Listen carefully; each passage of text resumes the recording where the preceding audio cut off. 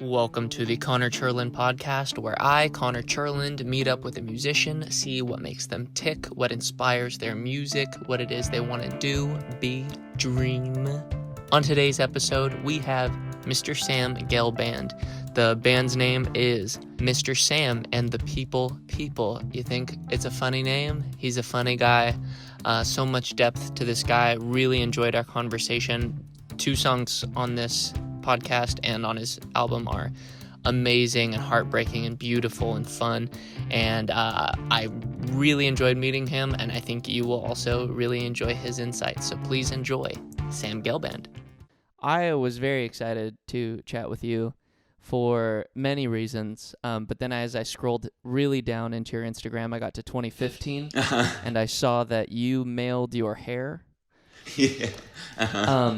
And that's something that I did to my parents as a prank in this last year. And I was like, okay, all right. Yeah. And then I started learning about your kids' poems, your kids' audiobook that you're interested in. Yeah. And then, obviously the music is what got me interested in you. Right. But, the deeper I went, the more I was like, oh, hell yeah. Oh, I'm happy to hear that you found that stuff. I was actually I haven't been doing the children's poem stuff for a while, and it sort of just came back to me the other night. I thought of a poem that I wrote last night that just came up for some reason, and I was like, man, I gotta start doing that again, because I would do it every night, religiously. And this was, I had a lot of time on my hands in this time of my life, but I'd get home from work and I would, and I'd go to this bar that I went to that was kind of like a living room. It was down the street from my house. But anyway, I would come home late at night and I would sit down and I'd write a poem just for myself. Just, probably won't ever share those. Just about anything. Just sort of free associative thing. And then I would write down everything I did that day and circle all the names of everyone that I talked to or saw. Wow. Or even thought about. And then I would write a kid's poem before I went to bed. And it was this hour-long writing routine that I would do between 1 and 3 in the morning. And it was really fun. And I just don't do it anymore because, I don't know, I filled up I did that for a year, maybe a year and a half. So I have over 400 of those kids' poems. And I just am waiting to do something with them someday, yeah. Why were you circling people's names that you saw or thought of? Just, people are just really important to me. And I think that was just an act of I wouldn't say that I was lonely, but if I ever got lonely, that was a really easy way to just be okay, you feel lonely, but when you look back at your day, here are the 20 people you interacted with that you enjoyed. Yeah. Even if it was just I do that every night without writing it down before I go to bed. I just list in my head all the people I saw that day and just feel thankful for them. Even just there's this woman that works at this coffee shop I go to all the time, and when she's working, she's just so friendly, and I just in a very honest way, and she always calls me baby, and it's just such a nice interaction. And so, I always try and think about the people throughout my day that I saw, because otherwise you can forget that, people take this time to, get to know you and, say hey and see how you're doing. Yeah. Man, that's also one of the things I noticed going through your Instagram is most musicians' Instagrams talk about themselves in an incessant, ongoing, self-aggrandizing way, and most of your posts say a similar thing, which is I'm so grateful for these friends. I'm so grateful for these people in my life. Yeah. And it was such a pleasant thing to read. And a lot of it was the same people. Yeah. Yeah. And that's also a really nice thing to see. It'd be oh, I assume these are his friends. And right. You can yeah. tell I mean, because, I'm a huge, I'm a huge fan of my friends and always have been, around when I was 14, 15, I really started to meet my people, and some of those people have stayed in my life forever. I write a lot about those people. And then, yeah, it just keeps growing and growing. And it's kind of like, I don't know, I can be proud of myself for doing whatever, but then I sort of have to take a step back and be like, well, without like my parents or like without my friends or my sister, you know, my dog, like all these beings in my life, like what would it be? I'd be doing it alone. Like that wouldn't be fun. I'd just be sitting in a room, you know? So, yeah. Yeah. In adult life, it's difficult to find your people a lot of the time. There's a lot of ulterior motives. Ulterior motives? There are other motives for why people reach out and want things from each other after you turn, 21. So, like, how are you finding your people? Yeah, I mean, I it's a great question. I mean, it's something that I've been kind of like, I wouldn't say struggling with, but questioning. Like that, I can sort of see that coming. Not necessarily that's happening, but sort of like, oh wow, like as we get older, if we aren't careful, we can sort of stop casting that net out. You know, we can feel pretty comfortable with what we have and just sort of work on that. And I think in a lot of ways that's beautiful. And I think that's sort of how we're supposed to be in some ways. I think with like how accessible people are all the time with just like in your hand can sometimes be overwhelming and can put this pressure on you that you need to have like not your people, but just a massive amount of people in your life always. And for me, I just have always focused on, you know, who are my core people? Like, who are the people that are really, really special to me? And then, honestly, just who do they love? You know, like, if they love them, I'm sure I'm going to love them, you know, and vice versa. I always try and bring people together who are from different parts of my world, too. So that's typically how I find my people, is just, like, following the thread. And that's why I feel so lucky, is that I haven't really had a moment in my life where I've been like, oh, I'm here alone and I've got to go walk out that door and like find my people. I've always sort of moved in a current, you know, of some kind. And I feel really grateful for that. That's interesting. Do you feel like a lot of your friends come from the music scene that you tend to find yourself with, or is it other things, like you also volunteer as a teacher?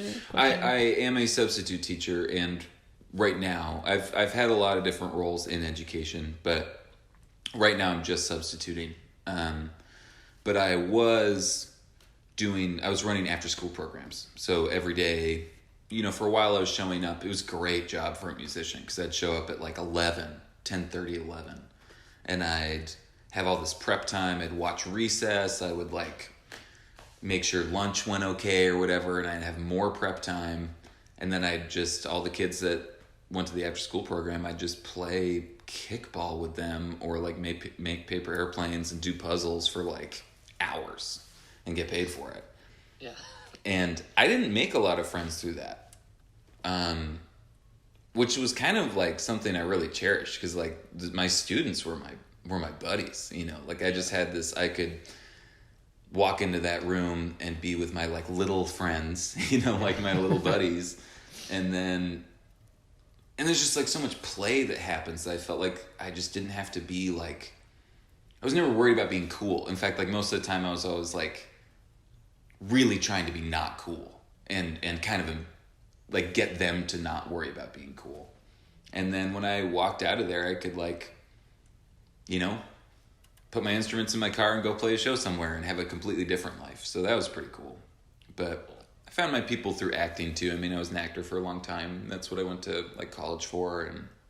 And yeah, just sort of always, whatever I dive into, I tend to hold on to my favorite people and keep them with me and make sure I always go visit them. I travel a bunch, and I have a lot of people in New York, and I always try and go there like once or twice a year for a couple weeks and just check in on people because I love them, you know? Yeah. Yeah. Do you still act? In a way.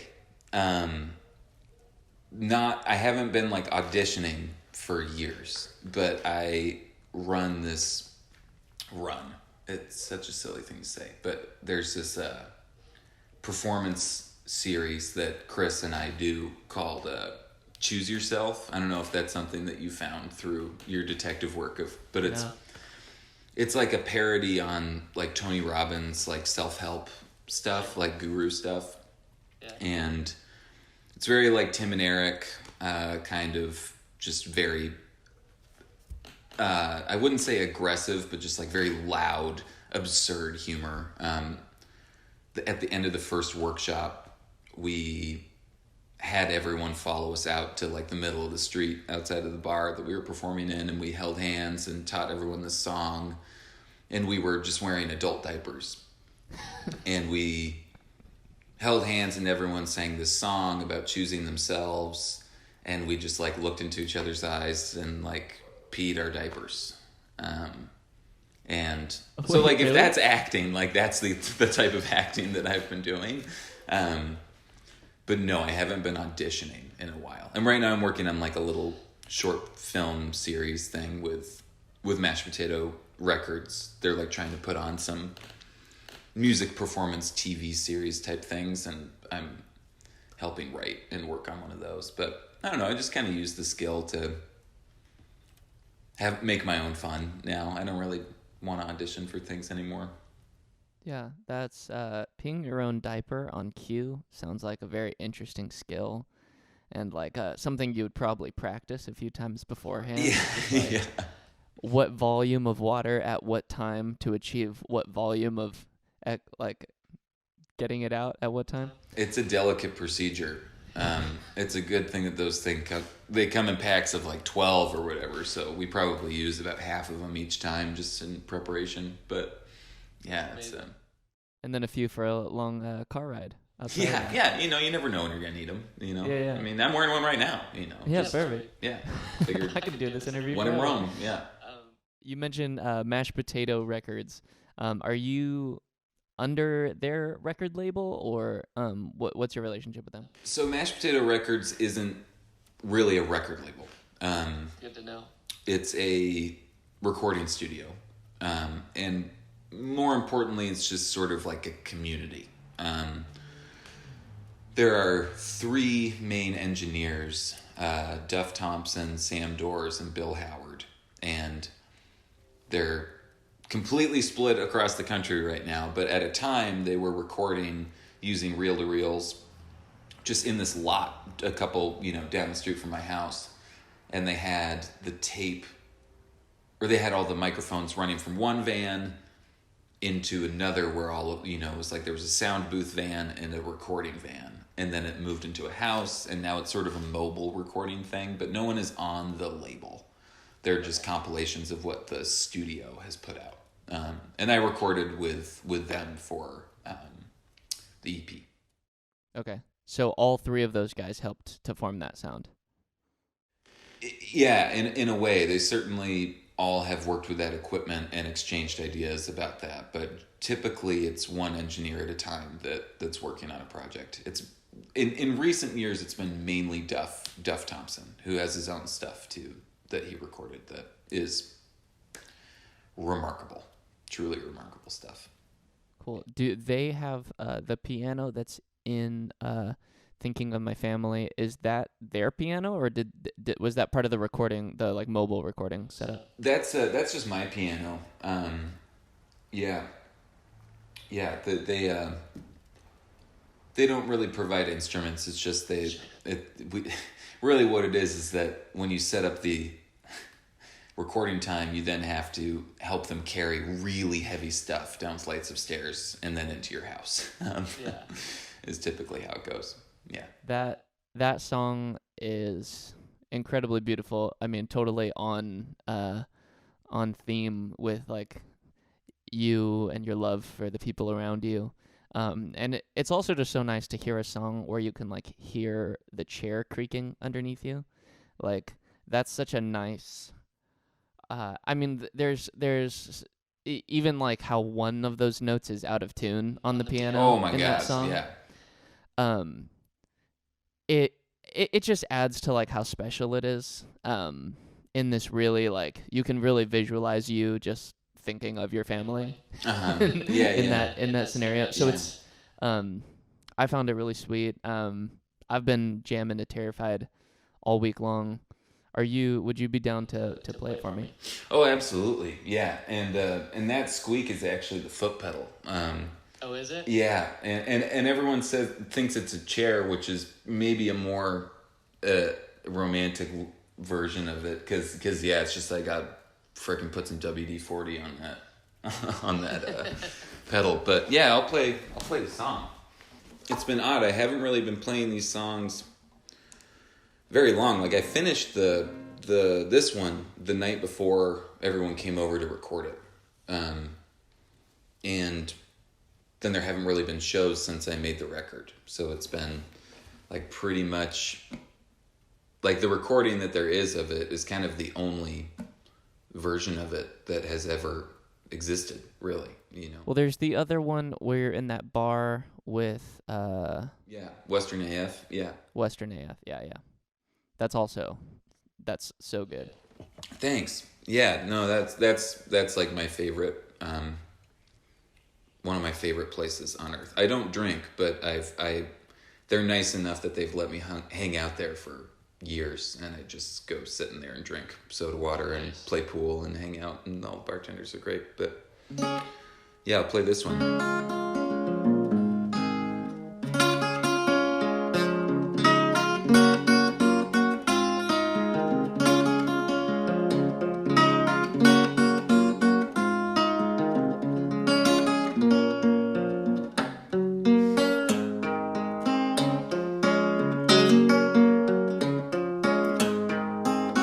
Terrified that you'll love me like I love you. Terrified that I could want you like I want to. I know I will, and I hope that you love me still.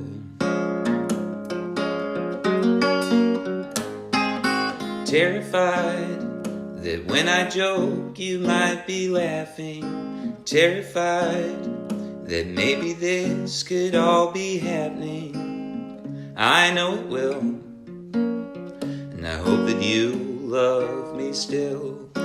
You love me still. Oh, yippee, whoopee. Oh, gee, oh, darling, I'm so happy if we could be something, anything. Terrified that your hand might fit in mine. Terrified that you are always on my mind. Pull up a chair and make yourself comfy there. Terrified that maybe I could meet your parents. Terrified that maybe then I'd get embarrassed. I know I will, and I hope that you'll love me still. You love me still. Oh, yippee, whoopee. Oh, gee, oh, darling, I'm so happy if we could be something, anything.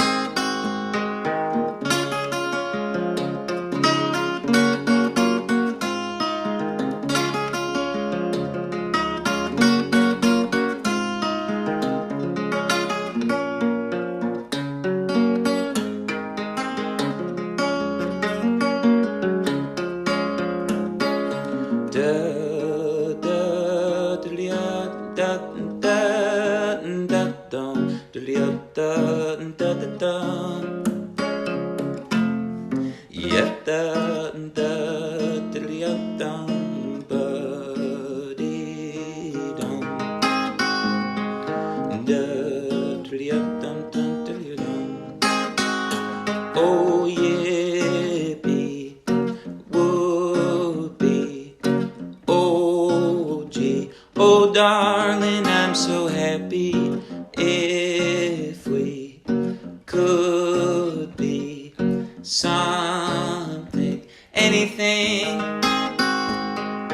Terrified that later we could walk the puppy.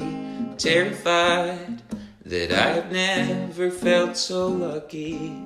I love you still, and I think that I always will. Believe me, I always will.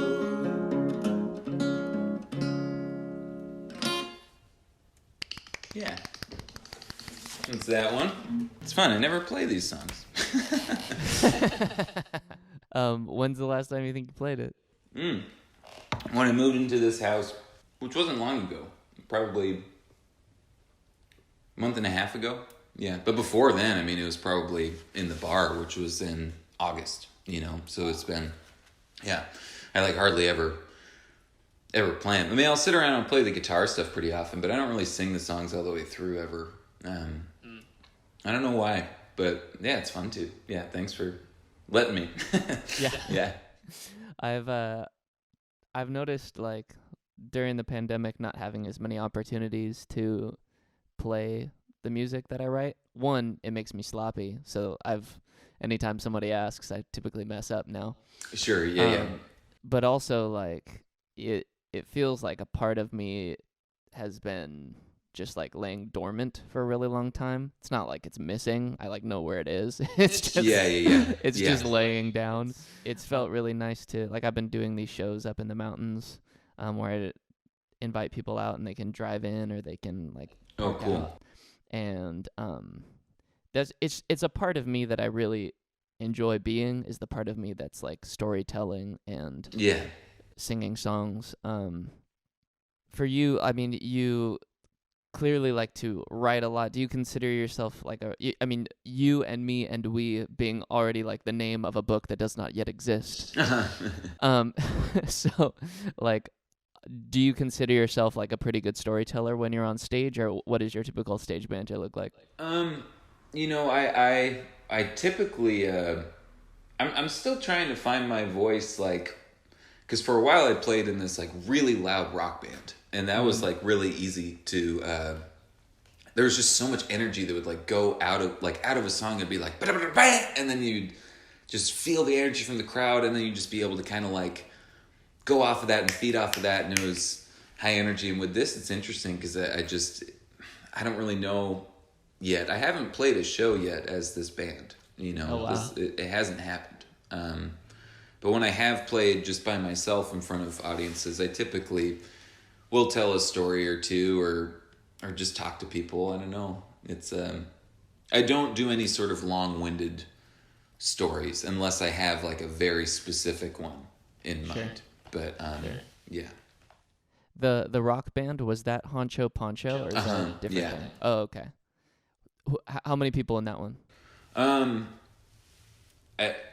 Between 4 and 5, depending on the time. Yeah. That's a lot. Yeah, I mean, this one, ideally, the Mr. Sam and the People is like 8. Like, it is like a huge undertaking. Yeah. I mean, not all of them actually live in Louisiana, too, right? The people on the record? Yeah, the people. Yeah, it's pretty much just 4 of us. Yeah, 4 out of the 7 that were there live here. One of them's from LA, 2 are from Canada. Yeah, that's 7. I have my New Yorker tote. It's all good. I'm smart, Yeah. Smart. I'm subscribed to the New Yorker, exactly, which I sometimes read. You ever seen? You see this? You think I look like a dummy? Huh? Get out of here! I'm walking here. No. I'm a New Yorker. Yeah. Another question I had is, on your Instagram, I see a lot of bingo with the stars. Oh yeah, bingo with the stars, where you are the stars. Yeah, that's the full name. Yeah. Can you tell me what this is? Yeah. Bingo with the stars, where you are the stars is maybe my favorite thing to do. There's this bar here called St. Rock, which is like home base for a lot of musicians and people I love in the city. They had a bingo night for a while, and then their host left, and my friend Chris took on the hosting job. And when I moved to town, he asked me to co-host with him. And there was a lot of bingo drama where like the regulars of the bar were like pretty pissed that we were the new bingo guys. Because we just had a whole different angle on it. We were just like joking and cracking jokes and like in a different way than the previous host had.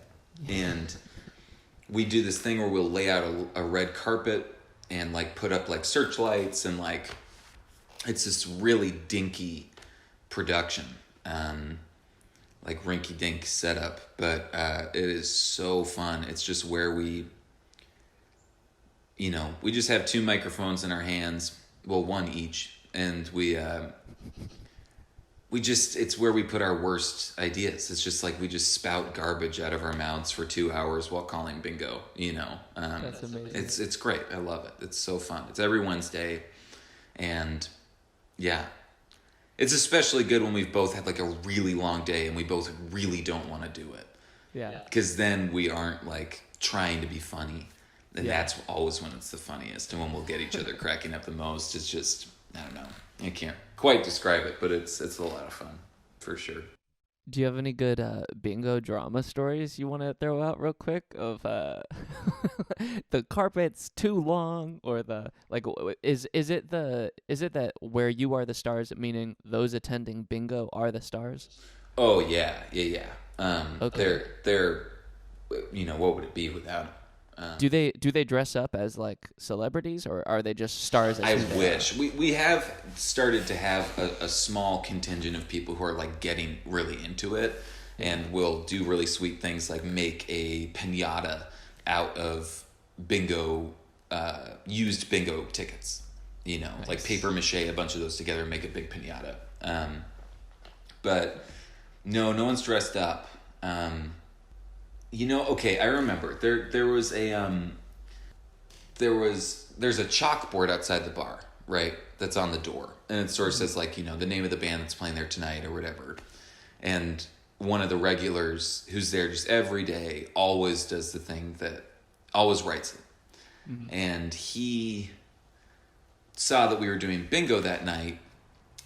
And so I arrived, it was like after a long day of like a really hard day at the school, like just, totally exhausted. And I came up to the bar, and written on the chalkboard, it just said like fart smelling contest. And it was just like, okay, like, I guess you guys don't like us for, for doing our job, like you don't have to be here, it's not... I don't know. So that's such a calm diss. I know. It's just like, if that's the shade you're throwing, like, I think I'm okay, Yeah. Like, I can work with that. Yeah, it's like a 3rd grader. Oh, with a pen. That sounds very fun. Is it still going on in COVID times? Mm-mm. Okay. We've tried to think of ways where we could, like, we even thought about doing a hotline. Because you can just do that. You can just set up any sort of like, press 1 for this option, press 2 for this option. And it could go on forever.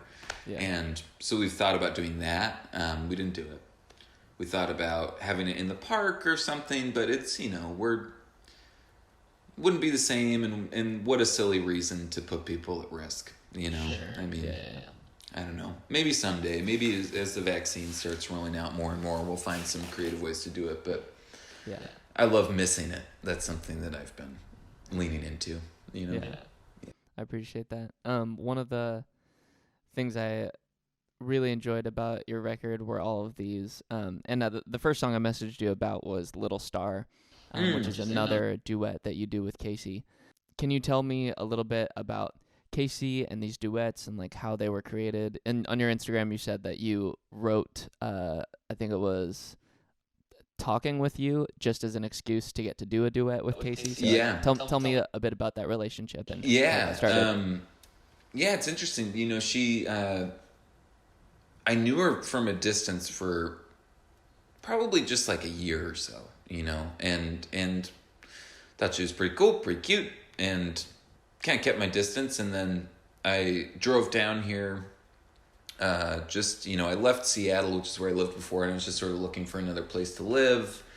And I was driving around the country, and I was with this guy named Bill, who is a a very amateur paranormal enthusiast. You know, he really likes like UFOs and stuff. And I was like, hey man, I'm driving down through the Southwest. Like, do you want to hop in my van and we'll go look for UFOs? And so we did, and it was really fun. And we just camped out in all these zany places and tried to look for UFOs.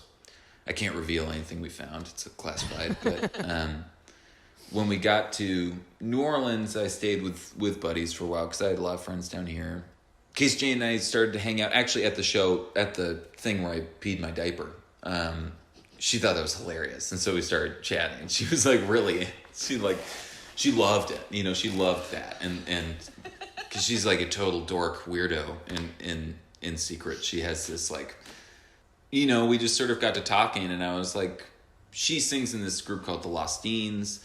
And she sings backup for just like a lot of people and has her own amazing songs. But I first knew her as just like, you're one of the best harmonizers that I know, period. And I love to harmonize.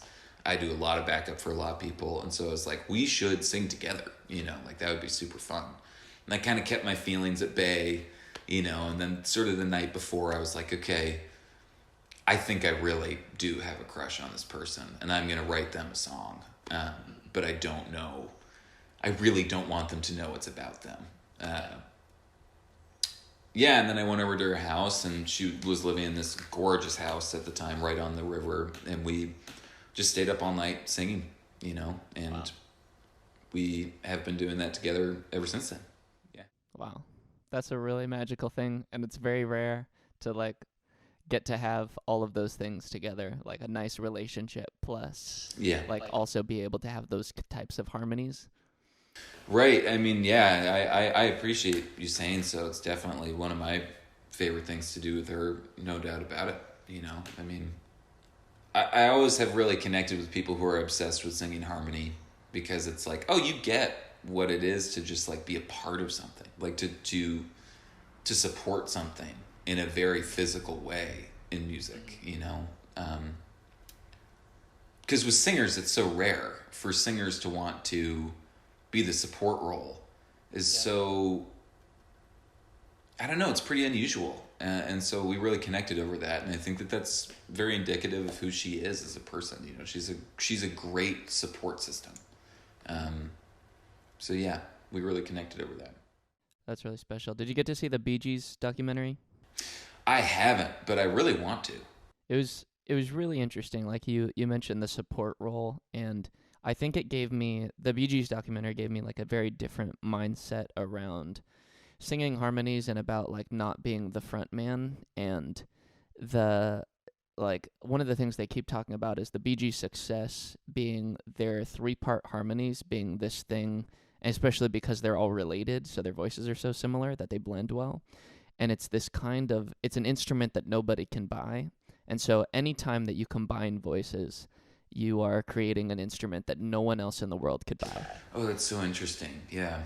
And it felt, I just thought it spoke to the specialness of it when two people are like really harmonizing. I mean, there are people who have harmonized well, but like didn't gel well together, like personally. Like you can think of like Civil Wars or like Fleetwood Mac or whatever. Right.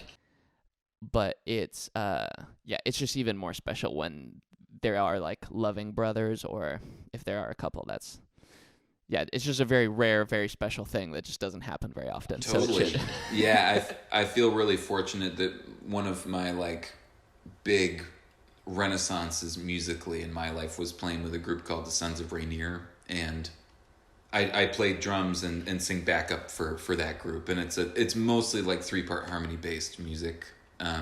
And we just get along so freaking well, you know. I mean, like we just have a blast with each other, like doing pretty much anything. I mean, and so yeah, when the singing is happening, it's just like this really, you know, I mean, I can't quite think of the word for it. I mean, it's like better than sex sometimes. It's like, it's just like this really real connection with someone, like using your body and your soul or whatever. I don't know, it sounds really cheesy, but it's one of my favorite things in the world. It's such a, it's something you really can't buy, you know. It's really special. Yeah. I think yeah, the words are cheesy, but they're like, it's getting at something which is very true, which is like it's being absolutely present with like your mind and your body in a place, and that there's not many excuses to get to do that in most adult life. Like most adult life, you're like sitting at a computer, like really using your brain, but your body's physically like not really a part of it. Right. But then there are other times, like in sports, sometimes like when you're like in the zone, or like anytime you're like in the zone, I feel like that's what you're trying to imply. Yeah, for sure. Yeah. Yeah, that's a really good way of putting it. But the special thing about being in the zone in like a team sport or a band is that you're both, which is I think why you made the analogy to sex, is because you're both with your bodies and your minds and like all of your hearts like moving the same direction in the same way, and like when you pivot together, and that's a really unusual thing as well. To be able to do that. That's sweet. Are you would you be interested in playing any of those duets without her? Yeah. I was like, yeah, she's at work right now, and I'm just like, dang, I wish that I could just like call up the stairs and have her scurry down. But yeah, absolutely. I gotta think of which one I want to do, but I think I know. I have to do it way up here though, because normally I sing the low part. I never sing the melody. Yeah, this guitar seems like it has a lot of stories in it as well. These strings, are they super muted? Well, yeah, I get pretty lazy about changing the strings. That's a big part of it. Sure.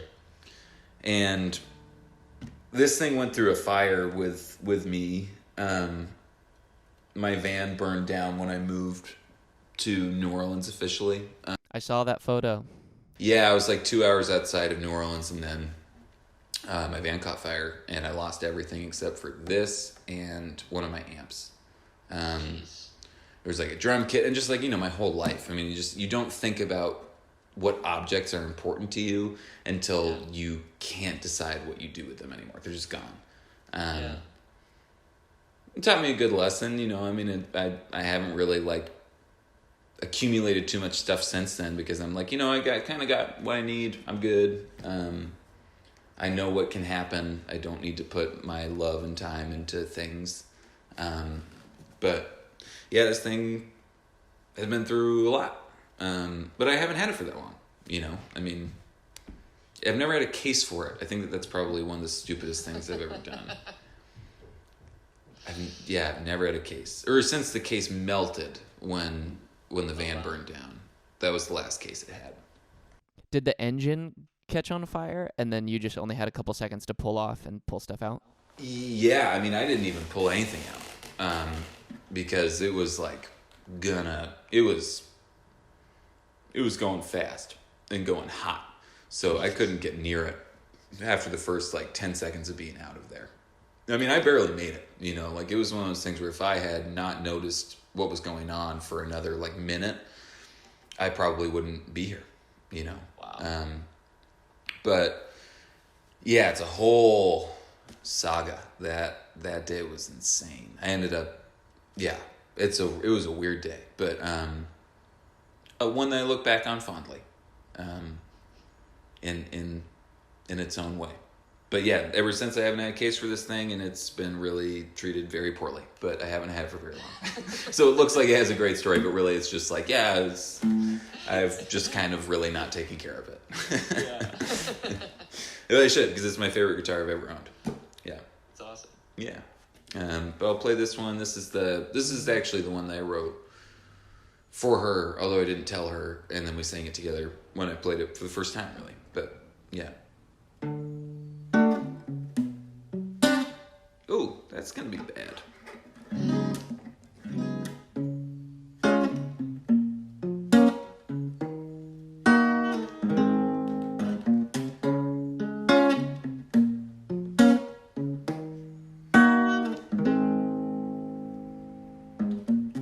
I've looked in starlight places, but you're nowhere to be found.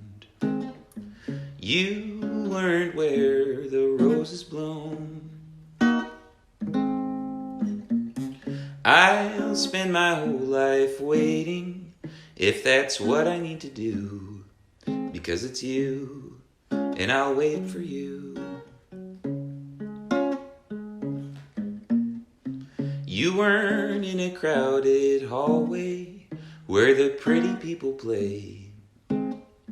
You weren't out dancing in the rain. You weren't around the corner. You weren't coming into view. But it's you, so I'll wait for you.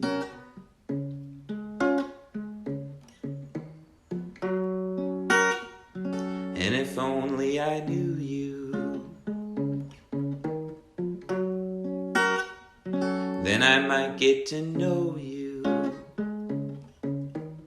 And if I haven't been looking, then I'd be the one to blame. But if I knew it, honey, I would shout your name. I've spent my whole life waiting, like I guess I'm made to do. I hope that you've been waiting too. I'm spinning round in circles everywhere I haven't found. Pointed at you, you know I'll wait for you.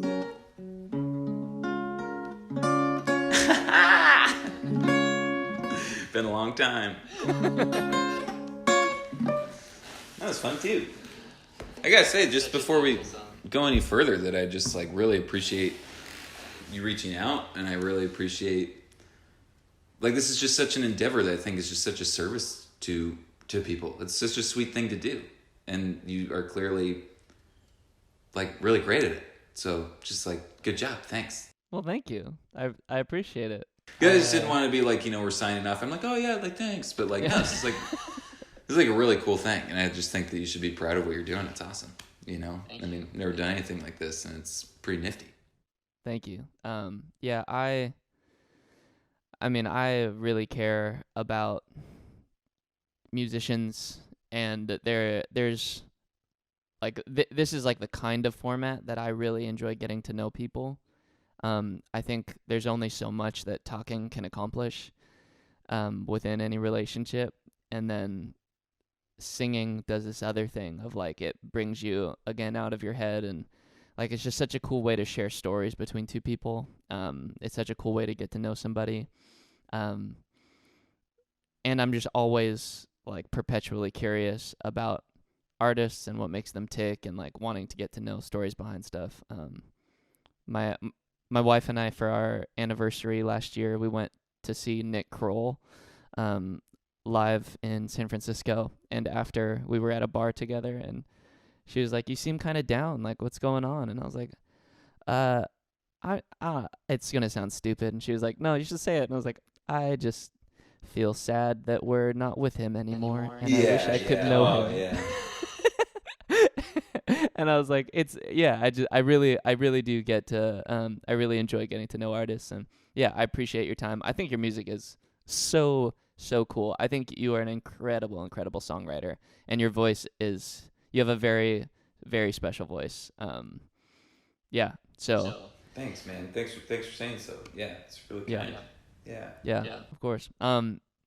Cool. So we are at 45 minutes. So the last thing I typically ask people is, you can choose your own adventure. You can either go worst advice you've gotten, or you can go worst gig or best gig, or you can go best advice. So any of these four corners, feel free to. Oh man.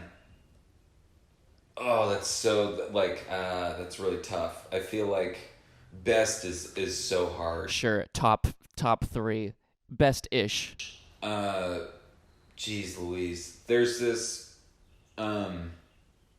festival up in Bellingham, Washington, that's put on every summer called the Subdued String Band Jamboree.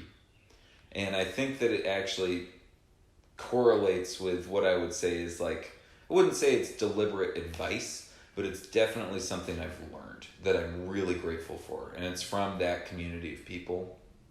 And the way this festival happens is that they get donations and stuff. It's a totally community built festival. And there are so many volunteers that help like build the stages. They help run the sound systems, feed the artists, and like everyone's so well taken care of. And yet it just feels like this big camp out like for the whole city. And it's just like totally organic, natural feeling party, you know? Yeah. And I think that there's this really fine line between like believing in yourself and taking yourself seriously and loving things and putting them in a box. Like those two things are really, really close to each other sometimes, I think, especially when we're trying to pursue our passions. When it's like, when really, if you're, you know, when you're pursuing your passion, like you're doing it, right? Like, I guess that the best advice I ever really got was just through example from people that I've played with who I really admire, and they don't ask any more from it than they can give it, you know. Mm-hmm. They're like, this is how much I have to give, and I appreciate that and I enjoy it. And that festival is a really great example of that, of like, you know, they're not asking for, you know, a Bonnaroo or a like Coachella or whatever. Like that's like the last thing they want, because they want to make sure that they can give everything they have, which isn't, you know, and to make it count.